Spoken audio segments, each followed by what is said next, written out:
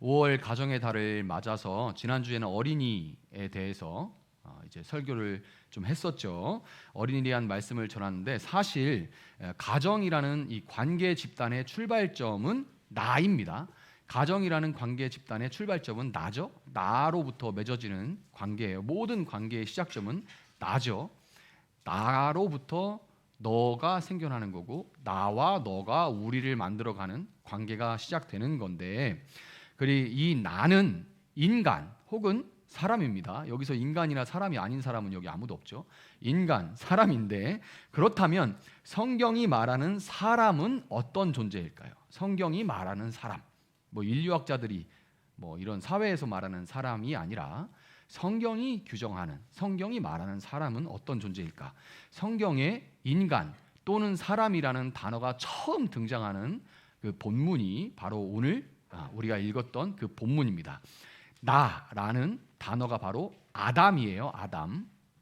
아담이라는 이 존재, 사람, 인간이라는 뜻이거든요. 이 단어가 처음 나온 것이 오늘 본문입니다. 오늘 본문은 그렇다면 사람은 어떤 존재라고 말을 합니까? 사람은 어떤 존재?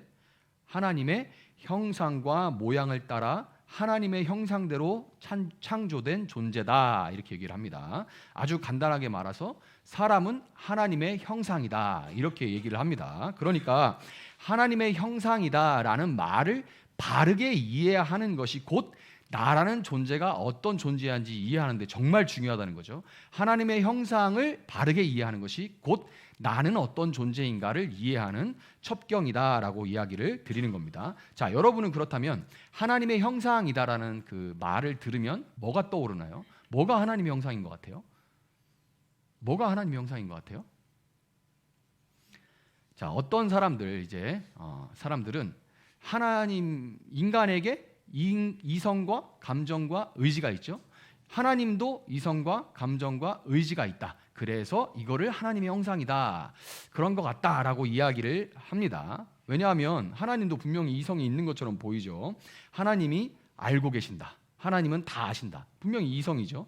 그리고 하나님이 질투하신다, 진노하신다, 이런 표현이 있어요. 이건 분명히 감정입니다. 그리고 하나님이 구원하실 것이다, 하나님이 심판하실 것이다, 뭐뭐 할 거다, 이거 뭐예요? 강력한 의지의 표현이죠. 그러니까 하나님도 이성과 감정과 의지가 있고, 이런 이성, 감정, 의지가 바로 인간이 이 부분을 가진 거 가지고 보니까 이것이 하나님의 형상이다, 이렇게 얘기를 해요. 자, 하나님이 이런 감정과 이성과 의지를 드러내는 이런 표현을, 성경에서 이런 표현들이 나오는데, 이런 표현을 신인 동형 동성론적 표현이다, 이렇게 얘기를 합니다. 말이 어려운 말인데, 신과 인간이 같은 모습, 같은 성질인 것처럼 표현하는 그런 문장 방식이에요. 그런 글을 쓰는 방식이에요. 왜냐하면 이런 글 쓰는 방식이 없으면 사람이 감히 하나님을 이해할 수가 없기 때문에, 사실 우주에 대한 이야기 조금 과학자들이 설명하면 저게 뭔 소린가, 뭐 촉근 이론이니 뭐 빅뱅 이론이니 뭐 이런 얘기하면 머리가, 이제 문과들은 머리가 굉장히 아프거든요. 이게 뭔 소린가, 그냥 하늘은 하늘, 뭐 저 넓은 우주 이러면 되는 걸 막 이제 뭐 어쩌고저쩌고 얘기를 하잖아요. 뭐 멀티버스 뭐 이런 얘기하면 머리가 아파지기 시작하는데, 사실 우리가 그런 걸 이해할 수 없는데 그 모든 것을 품고 계시는 하나님을 인간이 이해한다는 거, 참 말도 안 되는 얘기죠. 그래서 하나님께서 자기를 드러내시되 인간이 이해할 수 있도록 그 표현, 문학 기법을, 그 당시의 문학 기법을 사용하도록 하시는데, 허용하시는데, 그것을 신인 동형 동성론적 표현이라고 그러고, 인간이 이해할 수 있도록 돕는 표현인 거예요. 문학적 장치인 겁니다. 그렇기 때문에 이성, 감정, 의지가 하나님의 형상이다라는 말은 어느 정도는 수긍할 수 있지만 온전한 대답이라고는 할 수가 없죠. 비슷하게 하나님의 형상인, 하나님이 인격적인 분이신 것처럼 인간도 인격적이다, 이걸 하나님의 형상이라고 이야기를 한다, 이렇게 설명하는 사람들이 있습니다. 자, 인격이라는 말, 인격이 뭔지, 인격이라는 말을 간단하게 규정해서 내가 자유롭게 선택하고 그 선택에 대한 책임을 지는 존재다, 이걸 우리가 인격이라고 얘기하죠. 남녀 관계도 인격적인 만남이라고 얘기할 때는 나도 좋아해, 나도 너 좋아해, 이렇게 선택하고 자발적으로 선택하고 그 만남에 대한 책임을 지는 것, 이걸 인격적인 만남이라 하고, 이것을 벗어나서 나는 원치 않는데 뭐 이렇게 되면 이제 비인격적으로 되는 거죠. 자, 인격을 이렇게 규정을 할 때 하나님과 인간 사이에 엄청난 질적인 차이가 있지만, 하나님과 인간 사이에 엄청난 어마어마한 질적인 차이가 있지만, 이런 주장, 하나님이 인격적인 존재인 것처럼 인간도 인격적인 존재다, 이렇게 말하는 게 어느 정도는 일리는 있어요. 이런 말들이 다 틀린 게 아니고 부분 일리가 있는 말들입니다. 문제가 하나 있는데 이런 거예요. 하나님의 형상은 사람이 하나님의 모습을 닮은 것이다, 이런 주장이 이제 문제가 있는 겁니다. 자, 하나님의 형상은 사람이 하나님의 모습을 닮은 것이다, 이런 주장은 문제가 있는 거예요. 이런 주장은 본문에 아까 우리가 읽은 하나님의 형상과 모양이라는 말을 문자 그대로 받아들인 그런 결과입니다. 하나님은 특정한 어떤 형상이나 모양에 제한당하기를 굉장히 싫어하시죠. 그래서 우리 십계명의 제2계명을 보면 어떤 모양으로도 새긴 우상을 만들지 말아라 그럽니다. 하늘에 있는 거나 땅에 있는 거나 어떤 모양으로도 내 모양을 만들지, 니네 맘대로 제한하거나 규정하지 마라 라고 얘기를 하시죠. 이게 십계명의 제2계명입니다. 그런데 만약 이 주장대로 사람이 하나님의 모습을 닮은 거라면 사람은 어떻게 돼요? 살아 움직이는 우상이 되는 거예요. 그죠? 살아 움직이는 우상이 돼버리는 거죠. 근데 우리가 이렇게 생각할 수 있어요. 이게 사람이 하나님 모습을 닮았다, 그러니까 사람을 보면 하나님을 볼 수 있다, 이렇게 생각하는 사람이 정말 있습니까? 사람을 보면서 하나님이 보입니다, 당신이 정말 하나님을 닮았네요, 뭐 이런 얘기하는 게, 그런 생각하는 사람 정말 있습니까? 이렇게 여러분 말할 수 있을 텐데요. 그런데 오늘 본문을 영어 성경으로 보면요, 본문 26절에 우리의 형상을 따라서 우리의 모양대로, 이 부분이 어떻게 되어 있냐면, 여러분 NIV나 뭐 있으면 한번 펼쳐서 보세요. Let us make man, 그다음 뭐라고 되어 있냐면 in our image, in our likeness라고 되어 있습니다. in이라는 전치사가 들어 있어요. 이 in은 여러분 이제 영어 싫어하시죠? 근데 in은 본질을 의미하는 전치사입니다. in 들어가면, 그러니까 이 in이라는 전치사를 근거로 사람이 본질적으로 하나님을 닮았다라고 주장하는 사람들이 세상에 정말 많아요. 여러분이 어떻게 보면 이 한국 땅에 장로교회 틀 안에, 그것도 장로교 중에 제일 보수적이라고 말하는 교단에 속해 있어서, 우리보다 뭐 더 보수적인 교단도 하나 있긴 하지만 어쨌든 아주 보수적인 교단입니다. 그러니까 여러분이 그런 게 있어? 그런데 세계적으로는 지금 우리는 아주 극소수입니다. 아주 극소수예요. 한국에만 많은 거지 세계적으로는 아주 극소수입니다. 그래서 이렇게 인을 근거로 사람이 본질적으로 하나님을 닮았다고 주장하는 사람들이 정말 많아요.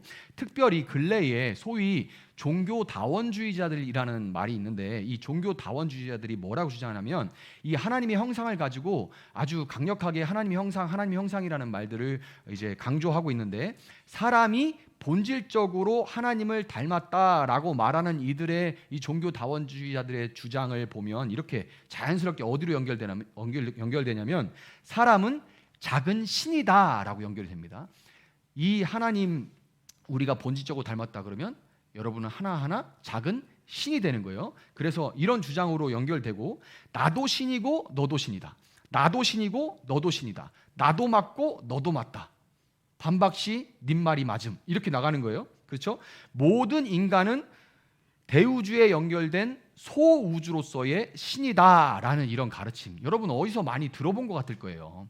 어디 영화나 드라마나 아니면 어떤 인터넷에 어떤 글을 읽다가 여러분이 자연스럽게 들어본 소리일 겁니다. 모든 인간은 대우주에 연결된, 우리 모두는 연결되어 있고 우리 모두는 대우주에 연결되어 있는 소우주로서의 작은 신들이다, 이런 가르침 굉장히 많이 들어봤을 겁니다. 이런 가르침은 여러분이 인지하든 인지하지 못하든 이런 가르침은 현재 세계적으로 이슬람보다도 더 빠르게 확산되고 있는 힌두교의 핵심 교리입니다. 굉장히 매력적이에요. 너도 신이고 나도 신이다, 난 널 존중해, 너도 날 존중해, 세상에 영원한 진리는 없어, 너도 맞고 나도 맞아, 이거 힌두교의 진리예요. 왜냐하면 우리는 모두 대우주에 연결되어 있는 작은 신들이니까. 힌두교의 핵심 교리입니다. 이 힌두교는 우리가 살고 있는 시대를 포스트 모던 시대라고 하는데, 포스트 모던 시대의 정신적이고 사상적인 밑바탕이에요. 큰 흐름들을 여러분이 볼 수 있어야 돼요. 이 포스트 모던 시대의 사상과 정신적 밑바탕이 힌두교입니다. 그리고 이런 시대에 힌두교 세계관을 가진 아바타라는 영화가 대흥행을 치는 건 결코 우연이 아닙니다. 물론 제가 그 감독은 존경해요. 영화 제작자로서는 어마어마한 대단한 분입니다. 그런데 이 주제가 왜 하필 이런 때? 여러분 아바타가 무슨 뜻인지는 아시나요? 아바타. 이제 인터넷 같은 거 이제 카톡 같은 거 할 때 거기에 내가 내 모양처럼 이렇게 나오는 그런 거 보고 우리 아바타라 하죠. 아바타라는 말은 화신이란 뜻입니다. 대우주에 연결되어 있는 작은 신, 큰 대신에 작은 연결된 하나하나의 화신들이라는 거예요. 그래서 여러분 인도에 가면 수백만의 신이 있습니다. 예수님을 복음을 전하잖아요. 그러면 내가 예수도 믿을게요 하고 예수상 하나 더 갖다 놔요. 그냥 아주 쿨하게 받아들입니다. 그냥 하나 받아들여. 왜냐하면 그 많은 화신들 가운데 하나일 뿐인 거예요. 그 중에 돈 많이 벌어주는 신이 내 신이다 이런 주의인데 이 때에 이 아바타라는 영화가 유행하는 것은 대흥행을 하는 것은 결코 우연이 아니에요. 아바타에 자주 나오는 대사가 있죠. I see you 이렇게 하죠. I see you. I see you. 나는 그대로 번역하면 보고 있어 이런 뜻인데 이게 지켜보고 있다 이런 뜻 아니죠. 이거는 이제 I'm watching you 지켜보고 있다. 너 지금 졸고 있지 이런 뜻 아니고 I see you 그러면 나는 당신을 봅니다. 나는 당신을 압니다. 네 안에 신이 있다는 것을 봅니다. 이런 뜻이에요. 메시지들에 다 이 문화의 메시지에 종교적인 게 얼마나 많이 담기는지 몰라요. 여러분이 그냥 재밌어 이렇게 그냥 넘어가는데 이제 그거를 알고 보는 사람들은 야 교묘하다 대단하다 저러니까 이 종교가 번져나가지 다 밑밥에 다 깔려놓고 그걸 이제 요가나 이런 것들로 자연스럽게 받아들이게 하는 거예요.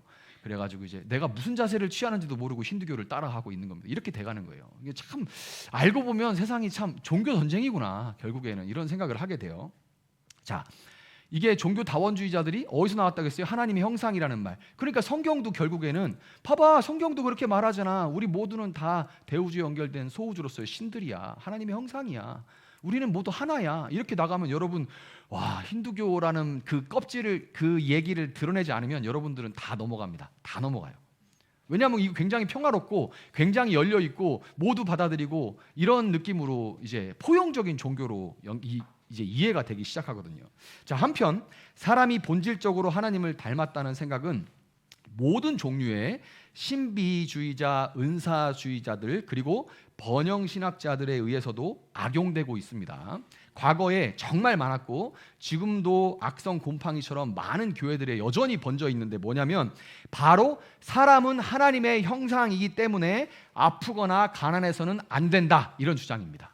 대놓고 이렇게 말하거나 이렇게 대놓고 말하지는 않아도 그런 분위기가 있는 거예요. 하나님의 형상이기 때문에 아프거나 가난하면 안 되는 거예요. 가난해? 정상이 아니야. 아파? 정상이 아니야. 네가 하나님의 형상인데 어떻게 아플 수가 있고 네가 가난할 수가 있어. 하나님의 형상인데 부요하신 하나님의 형상인데 그럴 수 있냐. 그건 문제가 있다. 이렇게 말을 하면 당연히 말을 안 해도 그런 분위기가 만연해 있다면 당연히 아프거나 가난한 사람들은 죄책감을 종교적인 죄책 그냥 내가 못 배워서 내가 열심히 안 해서 이 정도를 넘어서서 종교적으로도 죄책감을 갖게 되는 거예요. 무거운 짐을 지게 되는 거죠.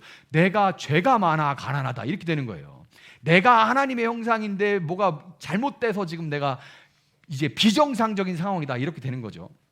죄책감을 갖게 되고 가난과 질병의 영을 묶으라거나 아니면 그런 능력자에게 기도를 받아서 뚫고 나가야 된다 이런 식의 이제 가스라이팅을 받게 되면 종교적 가스라이팅 정말 무섭습니다. 이거 진짜 한번 그렇게 중독되면 이 종교 중독으로 나가게 되는데 중독되면 거기 아무리 바른 얘기를 얘기해도 그걸 어떻게 핍박이나 유혹으로 받아들여서 도무지 듣지를 않아요. 그거 아니야. 자유롭게 생각해. 하나님이 왜 너를 그렇게 너를 미워하겠어? 너가 잘못돼서 지금 벌 주고 있다고 왜 그렇게 생각하는데 하나님 무슨 변태야?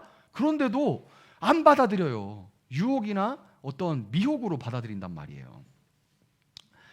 이처럼 성경은 여러분 모두에게 열려 있습니다. 누구나 성경은 펼칠 수 있지만 동시에 건전하게 해석하지 못하면 왜 우리 교단이 이렇게 좀 어떻게 보면은 고리탑탑하게 느껴질 수도 있는 개혁주의를 붙들고 있는지 거기에는 이유가 있는 거예요. 모두에게 열려 있지만 동시에 건전하게 해석하지 못하면 전혀 예상치 못한 결과에 이를 수 있는데, 우리의 형상을 따라서 이제 원문으로 베제렘이라고 돼 있고 우리의 모양대로 케 데무트라고 하는 이 본문은 영어보다 한글 성경처럼 따라, 대로, 뭐뭇을 따라, 뭐뭇대로로 번역하는 것이 더 맞아요. 그러니까 한글 성경이 잘 번역을 한 거예요. 그렇게 되면 바로 이어지는 다스리게 하자, 다스리게, 따라, 대로, 다스리게 둘이 이렇게 대응이 돼서 하나님은 사람을 하나님이 하시는 대로 하나님을 따라 하나님처럼 다스리게 하기 위해서 지으신 것이 됩니다. 이게 인간에 대해서 처음 성경이 얘기하는 거예요. 인간은 하나님이 왜 지었냐? 하나님을 따라 하나님이 하시는 대로 다스리도록 하기 위해 지은 존재가 되는 거예요. 이것이 바로 성경이 얘기하는 인간에 대한 정의입니다. 자, 이 하나님의 형상은 그러니까 본질적으로 여러분 하나님을 닮은 것이 아니라 뭘로 닮은 거예요? 기능적으로 하나님을 닮은 겁니다. 잘 받아들이셔야 돼요.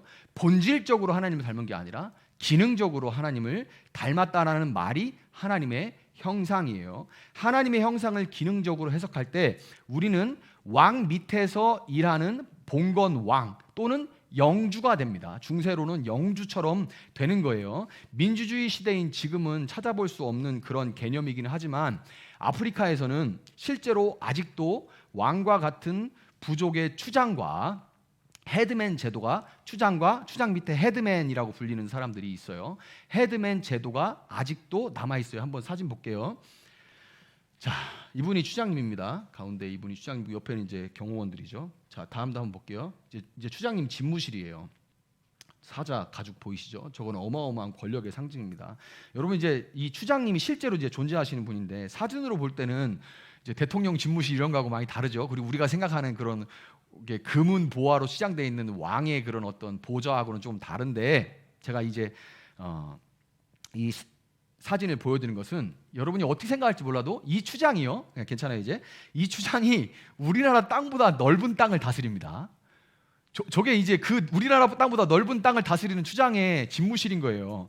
그 앞에 나갈 때는, 여러분 추장 앞에 나갈 때는 그분을 아련하는 거죠. 아련할 때는 무릎으로 기어 나가야 돼요. 제가 이거 동부를 다스리는 왕 앞에 나갈 때 뭣도 모르고 외국인이 추장 앞에 그냥 툭 나갔다가 진짜 그때 이제 소위 군대로 얘기하면 가스라고 하죠. 가스가 걸렸어요. 그러니까 제가 모르고 그냥 나간 겁니다. 추장님 앞에 나갈 때는 원래 무릎 저기 계시면 이제 무릎으로 막 기어 나가야 되거든요. 그분을 아련하기 위해서. 나는 모르잖아요. 그러니까 그냥 슬슬 나가서 동부의 왕 앞에서 이제 가스가 걸린, 비상이 걸린 그런 상황이 한 번 있었는데 제가 참 사고를 잘 칩니다. 근데 추장은 자신의 넓은 영토를 구획을 져요. 이제 여기서부터 어디 이렇게 무슨 우리나라 무슨 도처럼 이렇게 구획을 짓고 구획된 지역을 다스릴 헤드맨들을 추장이 세웁니다.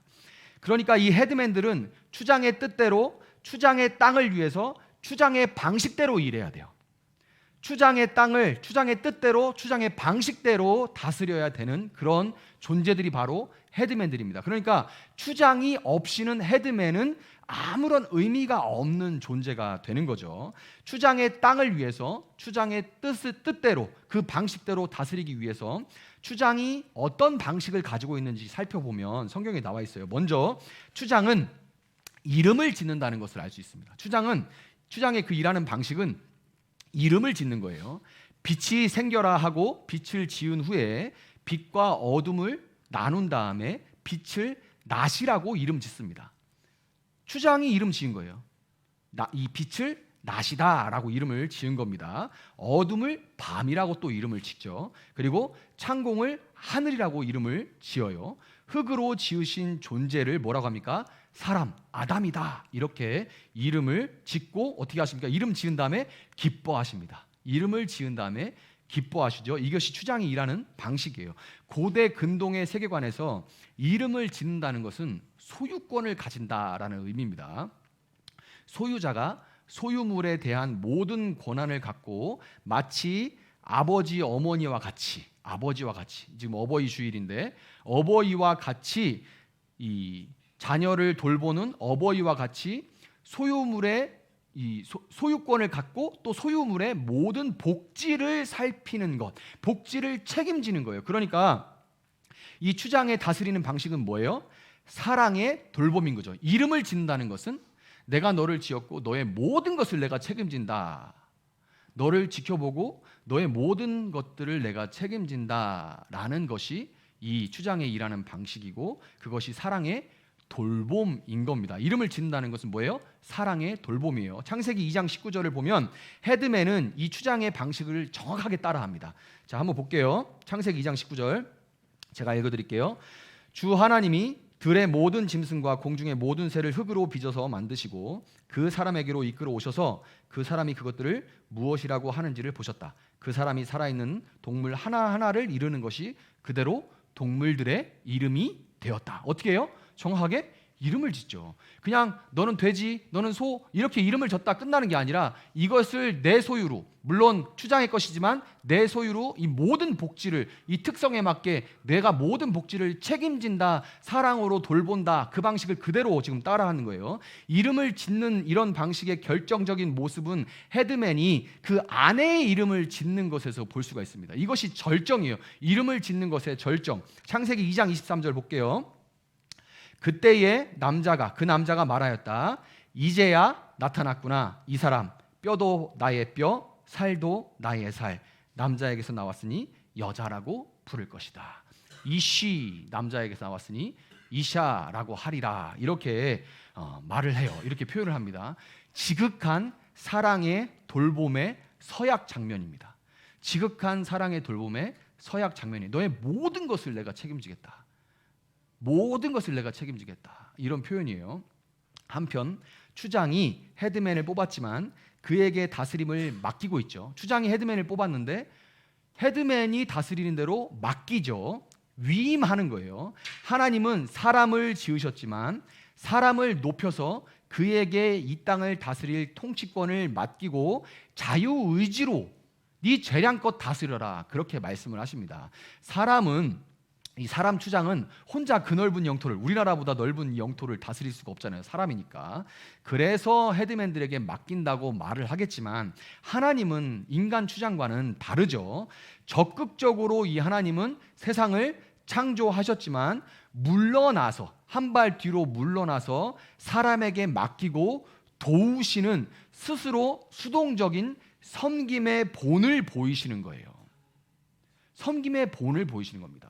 자기가 다 할 수 있어요. 사람이 인간에게 맡긴다는 것은 사실 진짜 불편한 일, 하나님 입장에서 정말 불편한 일, 일의 관점으로만 보면 정말 불편한 거죠. 그런데 하나님은 사람에게 맡기고 한 발 물러나 그 사람을 도우시고 지원하는 그런 방식을 취하시는데, 적극적으로 창조하시지만 수동적으로 한 발 물러나 그를 돕는 섬김의 본을 보이시는 방식을 보여줍니다.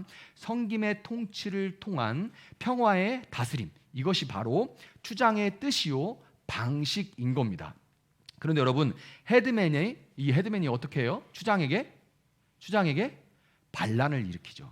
추장에게 반란을 일으키는 초유의 사건이 일어납니다. 여기서 진짜 실제로 일어나는 일들이에요. 창 딱 들고 이제 내놔라 하는 일이 벌어져요. 그 자리에서 내려와라, 내가 앉겠다.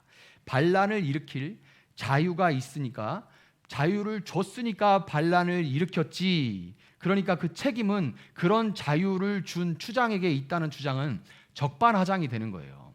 자유를 줬으니까 반란을 일으켰지, 자유를 아예 안 주면 반란이 안 일어나잖아. 이거는 뭐예요? 적반하장이죠. 일어날 반란이 일어난 거고, 반란을 해결할 후에 오히려 더 좋아질 거라는 그런 주장도 기존 세상의 창조 후에 보시기에 좋았다라고 말씀하신 이 하나님의 선한 창조에 어긋나요. 그러니까 결과적으로 보면 더 좋아진 것처럼 보이죠. 왜냐하면 그전에는 그냥 하나님을 찬양하도록 지어졌으니까 하나님을 찬양했다면, 아담이, 첫사람이. 그런데 이제 타락하고 난 이후에 예수님을 믿고 그래서 하나님을 알게 되고서 하나님을 예배할 때는 우리가 자발적으로 하나님 찬양하는 거 아니냐, 그러니까 더 좋아졌다, 이렇게 말하는 것은 뭐가 문제냐면 하나님이 처음에 진 거는 불완전했다는 얘기밖에 안 돼요.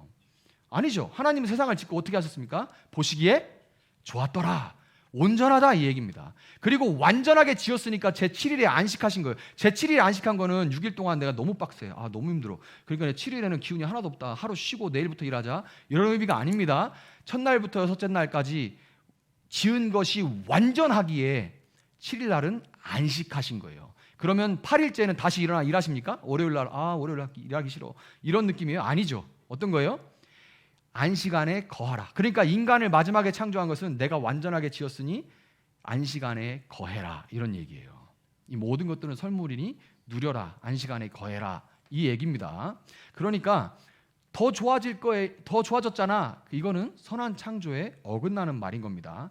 반란이라는 죄의 책임은 분명하게 헤드맨에게 있고, 그로 인해서, 이 반란으로 인해서 사랑과 섬김의 이 평화의 통치가 깨진 다음에 어떻게 돼요? 만인에 대한 투쟁 시대가 벌어지게 됩니다.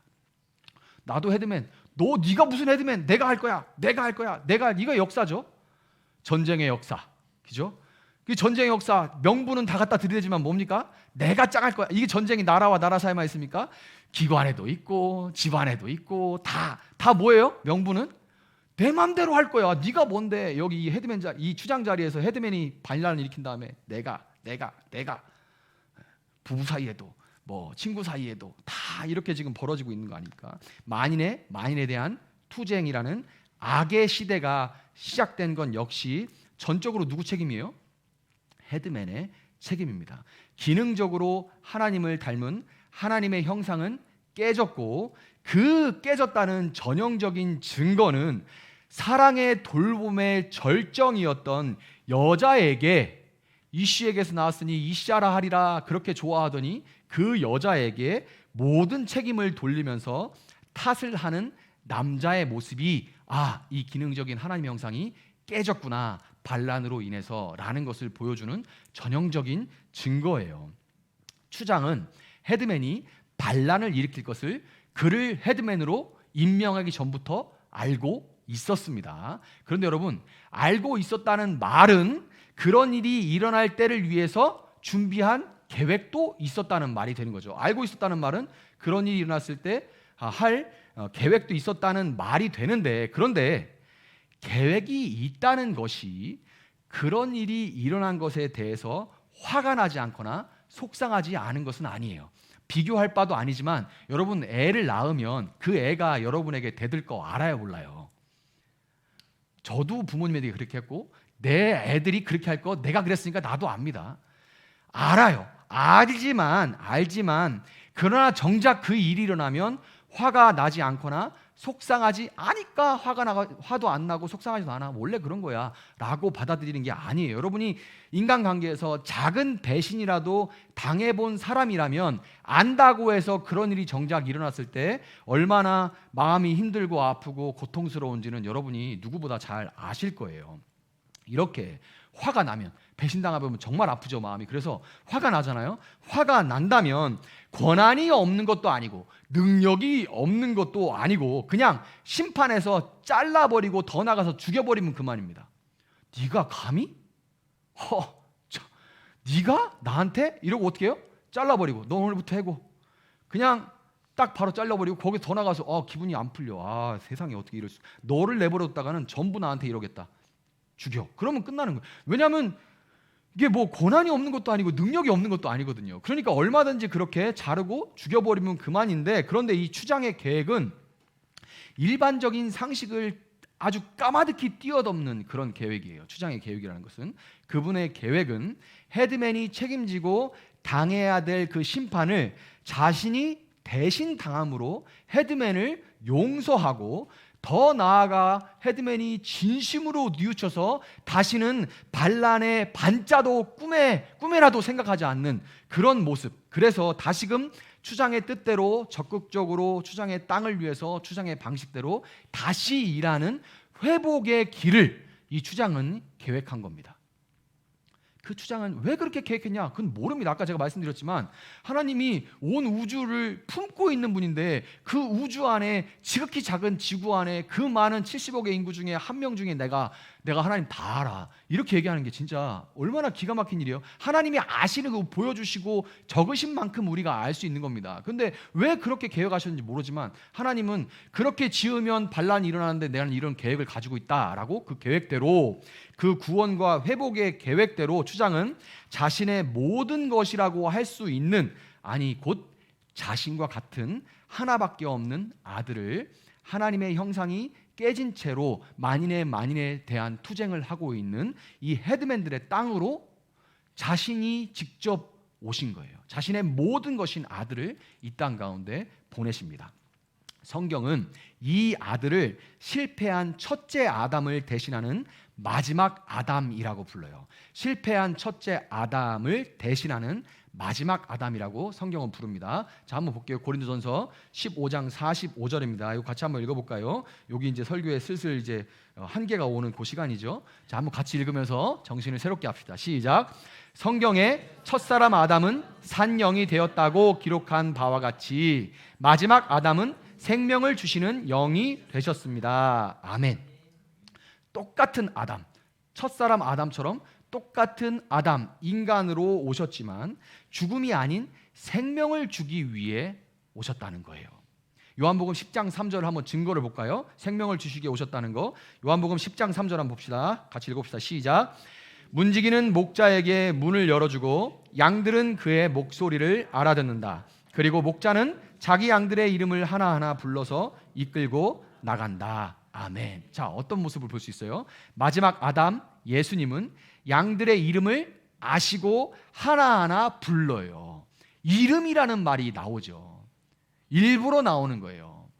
이 마지막 아담이, 첫사람 아담은 이름을 지어놓고 사랑의 돌봄을 하는 것을 깨뜨려버리고 죽음이 들어오게 만들었죠. 그런데 마지막 아담은 다시 이름을 불리며 그들에게 생명을 주기 위해 오셨다는 걸 보여주고 있는 겁니다. 이 마지막 아담이 깨어진 사랑의 돌봄을 온전히 회복하신 겁니다. 아멘입니까? 이걸 바르게 이해하셔야 돼요. 요한복음 13장 14절 15절은 제가 읽어드릴게요.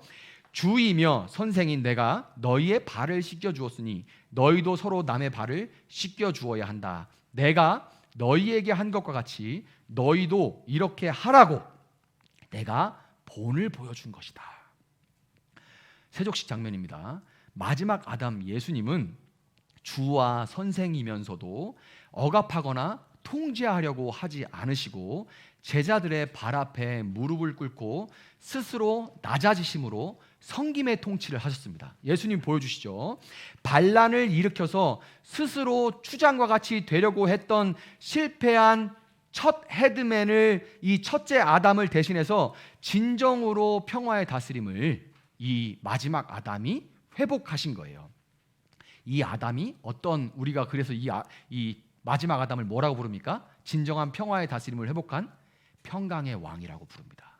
그래서 우리가 예수님을 평강의 왕이라고 부르는 거예요. 사랑의 돌봄을 하고 스스로 낮아져 섬기는 다스림, 섬김의 다스림을 하는 그분을 평강의 왕이라고 부르는 겁니다. 이 평강의 왕 예수님은 너희도 이렇게 하라, 너희도 이렇게 하라, 그렇게 하기 위해서 내가 본을 보여준 것이다, 이렇게 말씀하시죠. 너희도 그렇게 하라고 내가 본을 보여준 것이다. 어떻게 사랑의 돌봄을 하고 평화로 다스리는지를 내가 보여주는 거야. 그러니까 너희도 이렇게 해라고 예수님 말씀하셨다는 거예요. 여러분, 이것이 바로 깨어진 하나님의 형상을 회복하기 위한 하나님의 원대한 계획인 거예요. 골로새서 1장 15절은 이렇게 말합니다. 골로새서 1장 15절, 그 아들은 보이지 않는 하나님의 형상이시요 모든 피조물보다 먼저 나신 분입니다. 아멘. 누구래요? 이 아들이 보이지 않는 하나님의 형상이라고 합니다. 예수님이 바로 온전한 하나님의 형상이에요. 예수님이 바로 온전한 하나님의 형상입니다. 로마서 8장 29절 같이 한번 또 읽어볼게요. 시작. 하나님께서 미리 아신 사람들을 택하셔서 자기 아들의 형상과 같은 모습이 되도록 미리 정하셨으니 이것은 그 아들이 많은 형제 가운데서 맏아들이 되게 하시려는 것입니다. 아멘. 같은 모습이 되도록이라고 돼 있는 이 부분은 개역 개정 성경에는, 우리는 이제 표준 세번역을 쓰고 있는데 개역 개정 성경에는 본받게 하기 위하여 이렇게 돼 있어요. 그 아들을 본받게 하기 위하여. 그렇기 때문에 여러분, 하나님의 형상을 회복한다는 것은 예수님을 본받는다는 의미가 되는 거고, 하나님의 형상을 회복한다는 것은 예수님을 본받는다, 그런 의미가 되는 것이고, 나라는 사람의 의미와 목적은 뭐예요? 바로 예수님을 닮아가는 것, 이렇게 되는 겁니다. 자, 여러분 이제 성경이 말하는 인간의 의미와 목적이 뭐예요? 예수님을 닮아가는 것. 여러분 누굽니까? 여러분은 왜 살아요? 라고 말하면 기독교인은 세상 모든 사람들이 다 자기 말들이 자기 몰라요. 혹은 뭐 잘 먹고 잘 살려고 세상에 좀 고상한 사람들은 어떤 흔적을 남기려고 세상을 좀 더 나은 곳으로 만들기 위해서 뭐 많은 이유들을 댈 수 있는데, 예수 믿는 사람은 정확하게 말할 수 있습니다. 내 삶의 의미와 나라는 존재의 의미와 목적은 예수님을 닮아가는 겁니다. 이렇게 말할 수 있어요. 분명하게 기억하셔야 됩니다. 나라는 존재의 의미와 목적은 예수님을 닮아가는 것. 그런데 여러분, 예수님을 본받는 거, 예수님을 본받자라는 말을 어떤 윤리적인 명제나 율법을 지켜야 된다는 그런 조건으로 받으면, 제가 지금 또 다른 짐을 짊어지게 하는 겁니다. 이게 세상에 어떻게 닮아갈 건데? 윤리적인 명제로, 윤리적이어서, 아니면 어떤 율법을 지키는 걸로 여러분 예수님을 닮아가라고 제가 말씀드리면, 여러분 다 그럴 거 아니에요. 뭔 소리 하는 거야? 아니, 목사님은 해요? 이렇게 얘기할 거 아니에요. 다 속으로. 그렇게 받아들이시면 안 됩니다.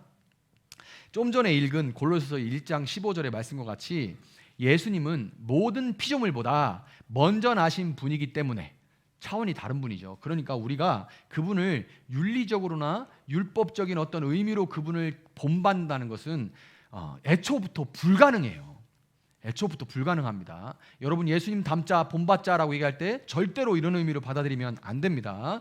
예전에 그런 설교 하시는 분들 참 많았어요. 여러분 예수님을 닮으시기 바랍니다. 예수님처럼 십자가 지시기 바랍니다. 이렇게 얘기하는데 그걸 어떻게 해? 여러분 십자가 지실 거예요? 어떻게 질 건데요?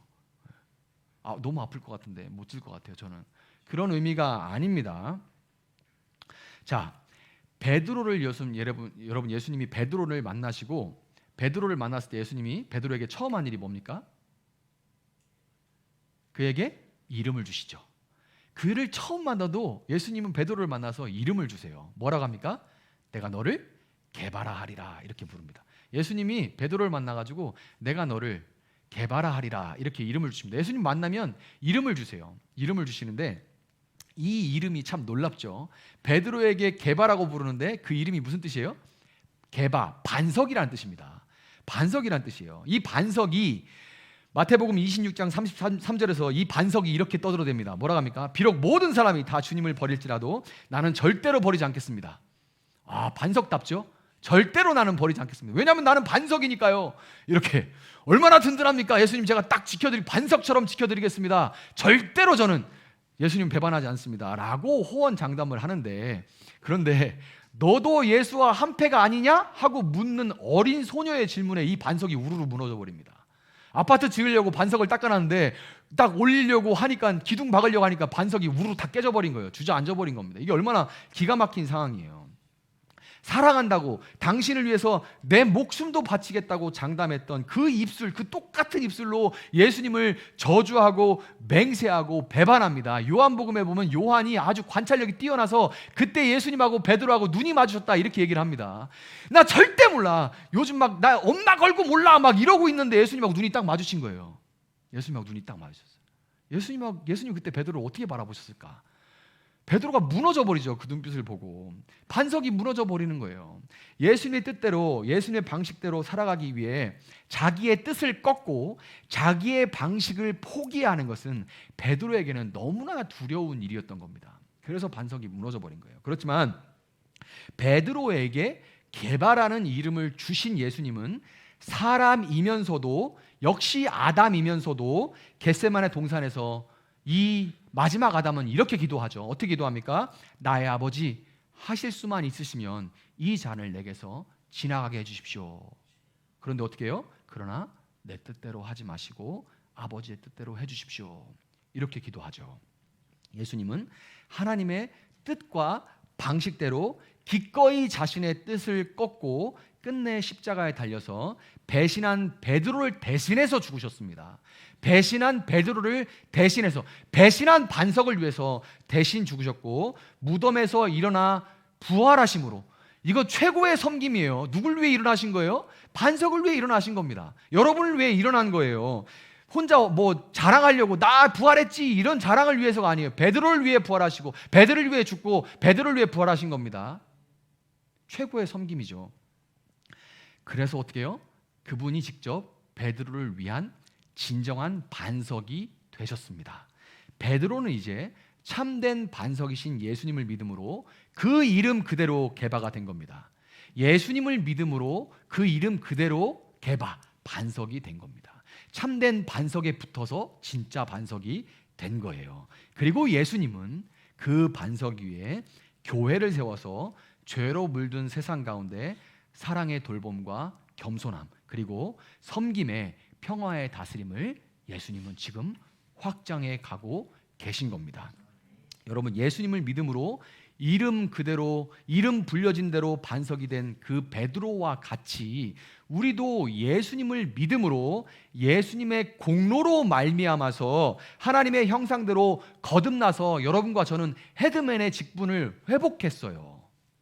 여러분과 저는 추장님에게 헤드맨으로 임명됐다가 우리가 반란을 일으켰다가, 그러나 예수님이 대신해서 우리를 위해 죽으심으로 하나님의 형상으로 거듭나서 헤드맨의 직분을 우리는 회복했고, 예수님을 믿음으로 헤드맨으로서 추장이신 하나님의 뜻대로 하나님이 우리에게 맡기신, 우리에게 각자에게 맡기신 그 구획을 하나님의 방식대로 다스릴 수 있는 그 능력을 덧입게 된다는 것을 여러분 믿으시기를 바랍니다.